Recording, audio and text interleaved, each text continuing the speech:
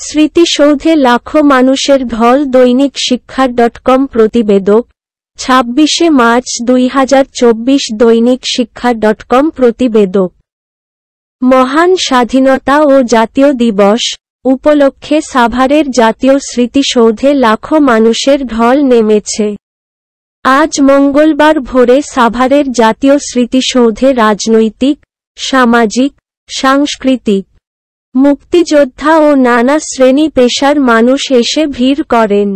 খবরটি জানতে চাইলে পুরো ভিডিওটি দেখুন, স্ক্রিপ্ট করবেন না। এদিন সকালে জাতীয় স্মৃতিসৌধে প্রথমে রাষ্ট্রপতি ও পরে প্রধানমন্ত্রী পুষ্পস্তবক অর্পণ করেন। এই সময় সেনা, নৌ ও বিমান বাহিনীর চৌকস দল রাষ্ট্রীয় কায়দায় সালাম জানান। এই সময় বিউগলে বেজে ওঠে করুণ সুর।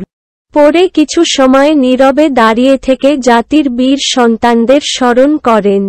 পরে সর্বস্তরের জনগণের জন্য জাতীয় স্মৃতিসৌধ প্রাঙ্গণ উন্মুক্ত করে দেয়া হয়।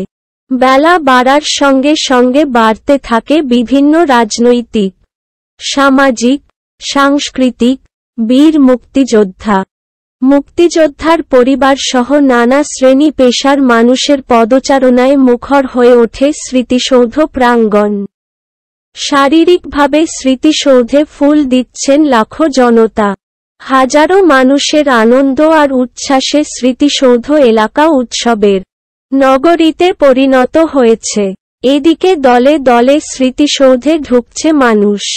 তাদের অনেকের হাতে শোভা পাচ্ছিল লাল সবুজের পতাকা। পোশাকেও লাল সবুজের বাহারি উপস্থিতি। অনেকের কণ্ঠে শোনা যাচ্ছে দেশের গান। অনেকের কপালে লাল সবুজ রঙে আঁকা জাতীয় পতাকা।